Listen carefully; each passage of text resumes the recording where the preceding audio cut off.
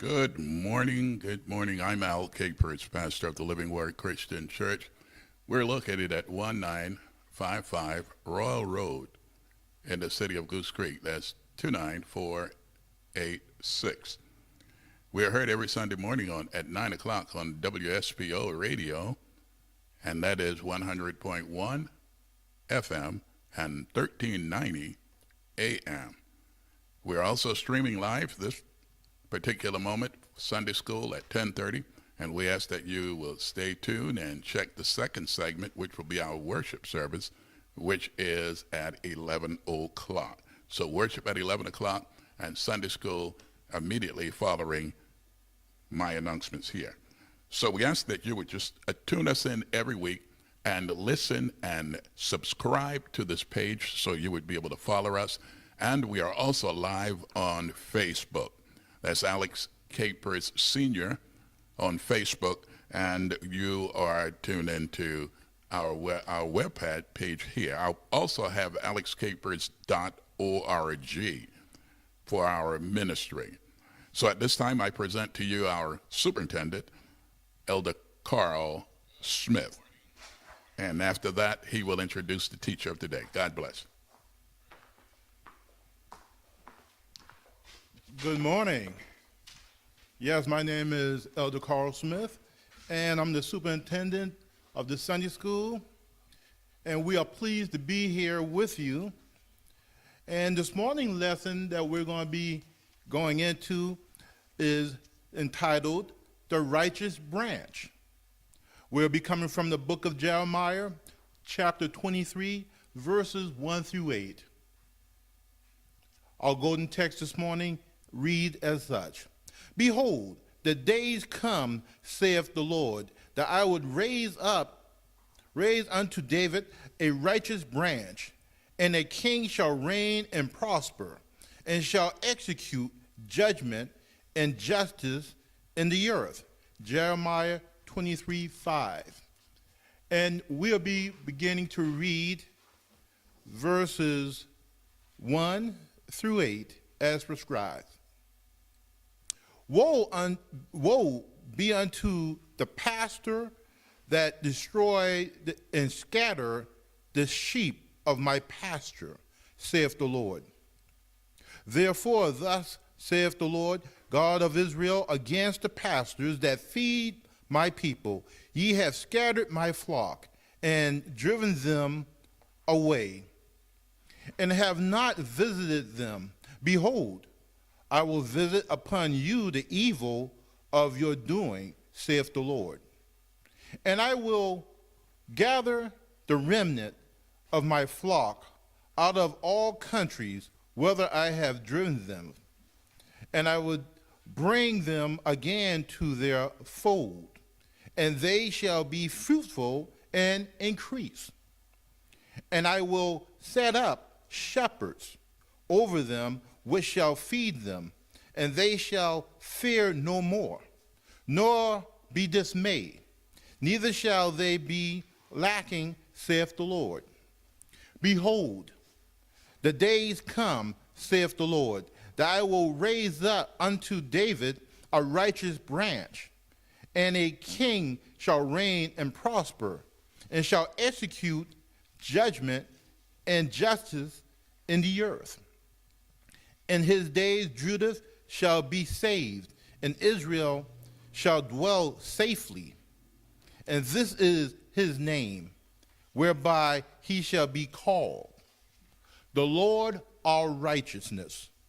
Therefore, behold, the days come, saith the Lord, that they shall no more say, the Lord liveth, which brought up the children of Israel out of the land of Egypt, but the Lord liveth, which brought up and which led the seed of the house of Israel out of the north country, and from all countries whither I had driven them, and they dwell in their own land. I have thus read Jeremiah 23 verses 1 through 8. Now at this time we will have our teacher for this morning, which is Deacon Bruce Haywood.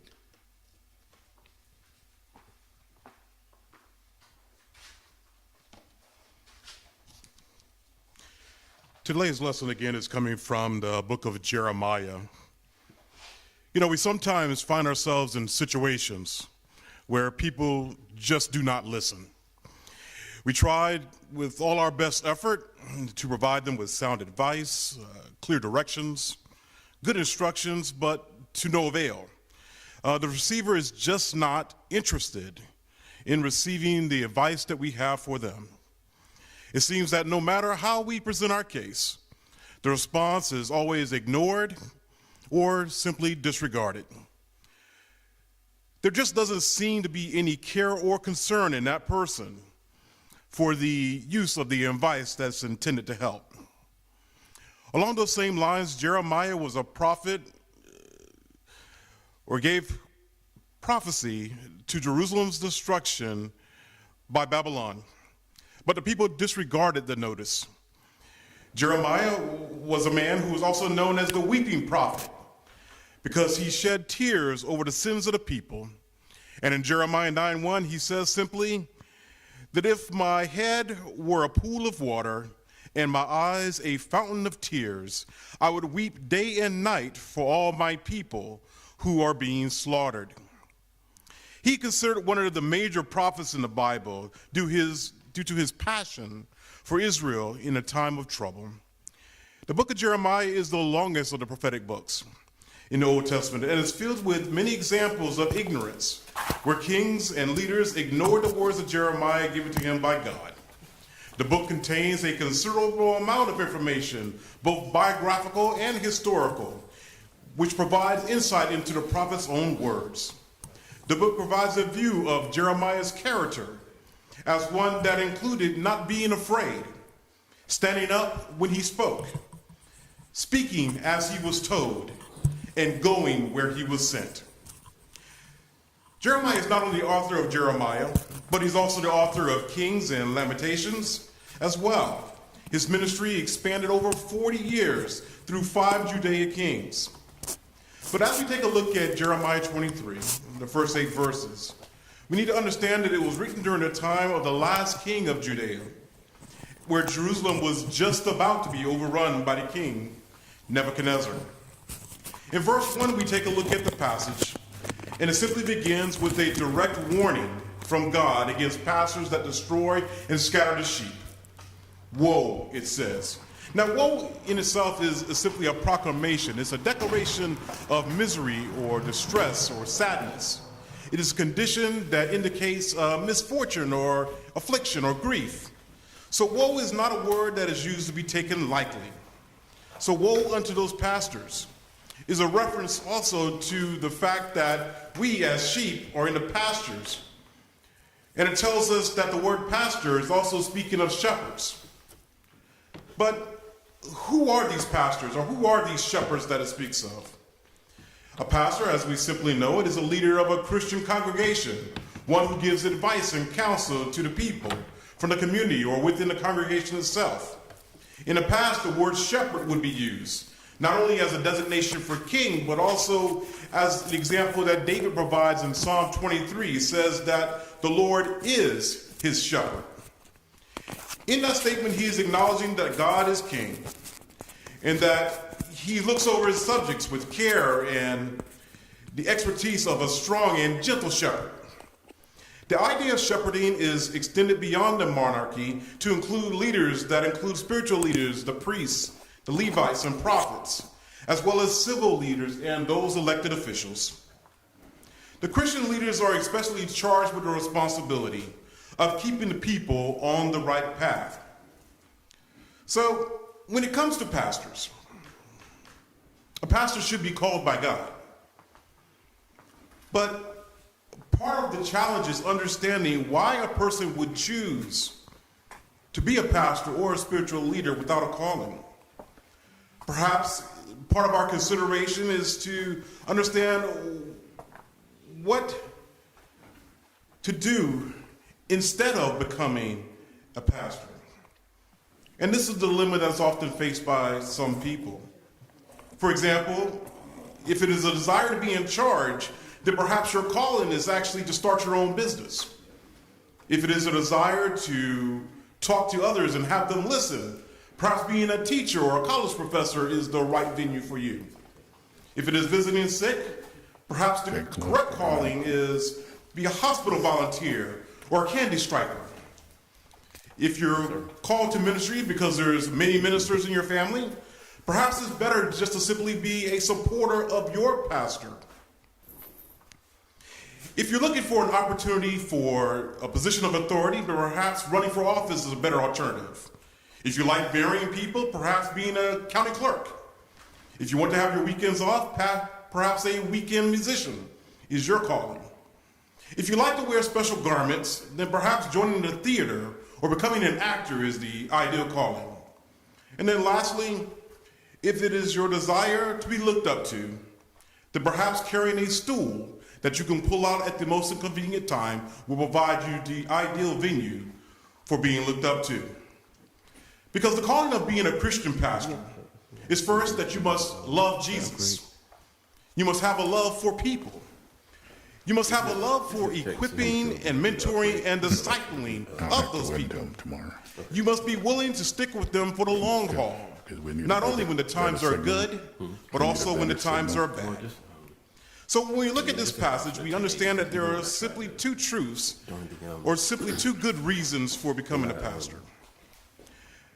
First, it is because of an unshakable call from God to help people to know Jesus and to grow in their relationship with Him and with each other. Secondly, I'll give you my account information. Despite how hard it is to be a pastor, it is harder for you not to be a pastor. You see, God gave apostles, prophets, evangelists, pastors, and teachers to the church to equip the saints. This is what is written in Ephesians chapter 4, verse 11. However, the unique call of a pastor or a shepherd is living amongst the sheep as he equips them or she equips them. So as Jesus told Peter, "Feed my sheep," in John 21:17, he simply says or declares that this is a call for pastoring. So it is important to note that to be an effective, godly leader, we must first be faithful followers. Leaders do not exercise authority without accountability. We will answer to God for the care that we provide to others. So the ones who destroy and scatter the sheep into the pasture, it simply says that God will visit them. And so this passage provides a refrain of "saith the Lord." In fact, it's found 6 times in these 8 verses alone. But it's a clear indication that these words are not shared by Jeremiah on his own accord, but rather from God. Jeremiah is not simply providing his opinion on the matter or giving simple advice, but rather he's advising those who would hear him of what God has said and what God has for them to be here or to be heard. So, "Yea, have my flock been scattered or driven away," indicates that there's a visitation that is required. The word "visit" in this record simply seems to imply to be attentive to the needs. "Yea, shall the scattered of my flock be driven away, and have not been attentive to their needs? Behold, I have been attentive, and will judge you for your wrongdoings," is what this passage could say. So the comparison is actually kind of interesting. The Lord is saying that He will not visit, but for those who will not visit, He will visit. He will not neglect to visit or pay attention to evildoers who are pastors. So from this passage, what should we understand that it is for us to do? In other words, where's our part in the matter? As this passage provides, it simply provides a valuable indication of God's care and concern for us. The use of the pronoun "I" is used throughout this text, and it shows that God desires to have direct involvement in the actions to come. This is not showing that He can actually entrust this to someone else to address, but rather He wants to handle this directly by himself. I can see So in it. verse 3, we see that God's intent to restoring order Called an as he gathers his remnant together.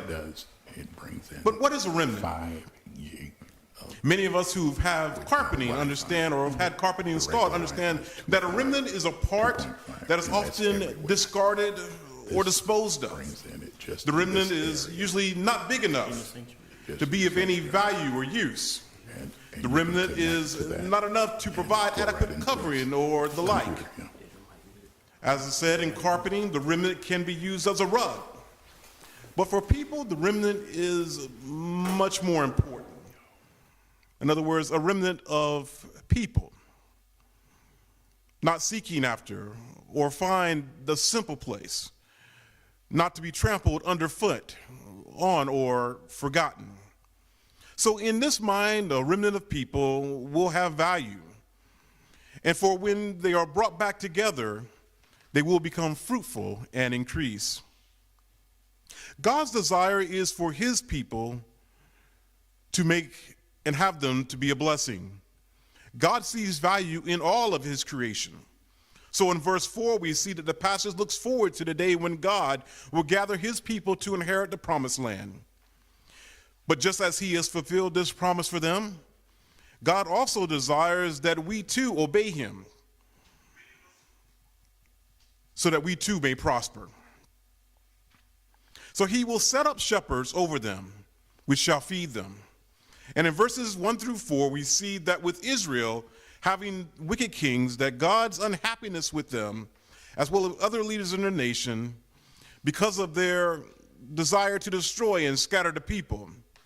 This passage shows us that God's promise to remove these leaders and gather his remnant of scattered people from the many nations and bring them back together for himself.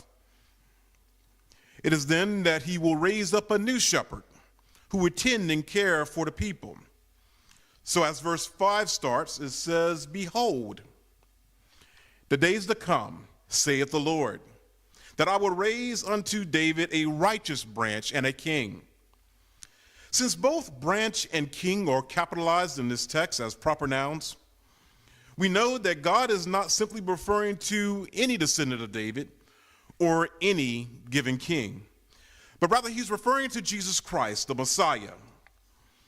And it would be part of this fulfillment of the promise that he laid out for David himself, that Jesus would reign and execute judgment and justice for the entire earth. So in verse 6, we have a glimpse of Jesus' reign. We see that Christ reigns and Judea is saved and Israel will dwell in a safe place. We see that his name shall be called the Lord of Righteousness. For these passages provide us a glimpse of time to come where God will raise up this righteous king to rule over Israel as well as the rest of the world. The king shall be a righteous branch from the line of David, and he shall be called the Lord of Righteousness, and his actions will live up to his name. For our part in the matter, when we come to Jesus Christ, the Lord of Righteousness, in faith, we come out of his righteousness, because his righteousness becomes our righteousness, our virtue, our morality, our blamelessness. As a result, we can then stand before God, not on the basis of our own efforts or record, but rather for what Jesus had done on the cross and for what he continues to do for us in our lives today. So in Jesus Christ, for those who accept him, we find the Good Shepherd. So in verses 7 and 8, we see that the Lord liveth. And these verses take us back to a time when God allowed for the Hebrew children to have their exodus from Egypt. But it speaks of in verse 8 of a greater time to come.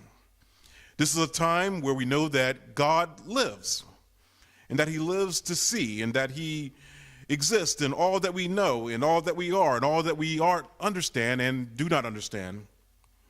But it is the one task of the Good Shepherd that is part of Israel's future of bringing all of them back to their own land.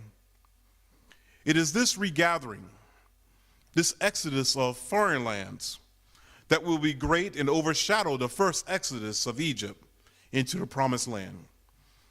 This exodus is an exodus for all who were led astray by poor leadership and bad judgment, for those who choose Christ. So, as we understand from these passages, we need to understand that people are often inclined to pursue the desires of their heart rather than the intellect of their minds. And it is for this reason that many people cannot change from their evil ways until they experience a change of heart.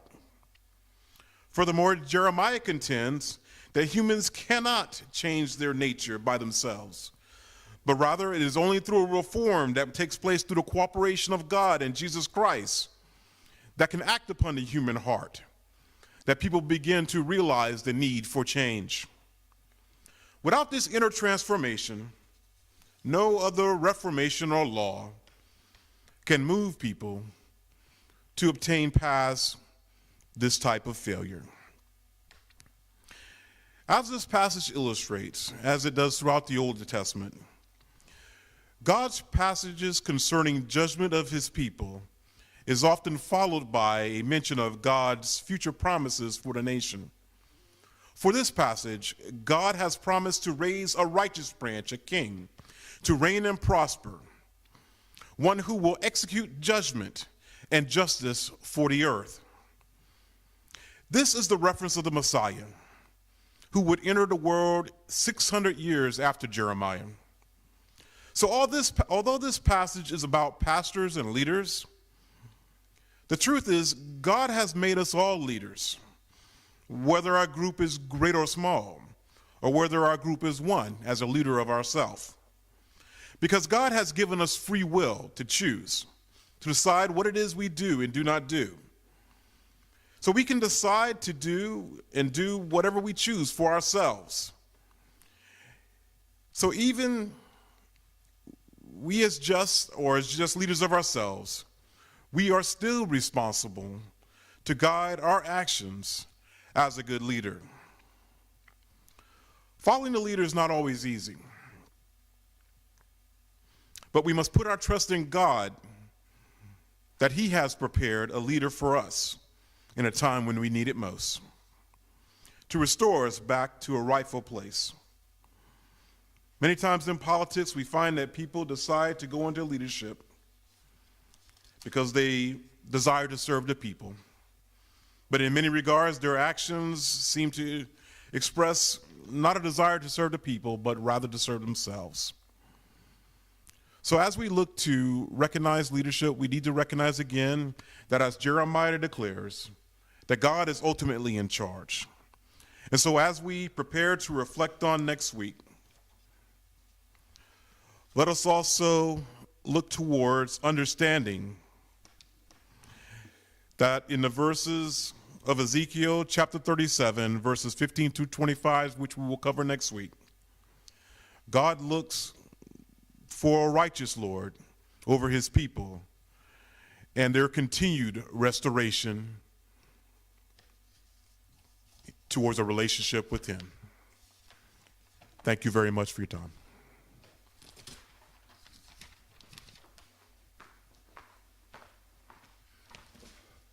Thank you, Deacon Haywood.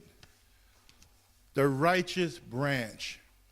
Yes, in our society, in our world, we have many leaders, but everybody that proclaims to be a leader is not truly a leader. We see in our lesson that God prepared a righteous leader, a leader for the people, to encourage the people, to deliver the people. And that leader was and is the Lord Jesus Christ, the Lord of righteousness. Thank you for joining us this day, and stay with us, for there's another part that's going to come forth that'll be a delight and a blessing unto you. God bless.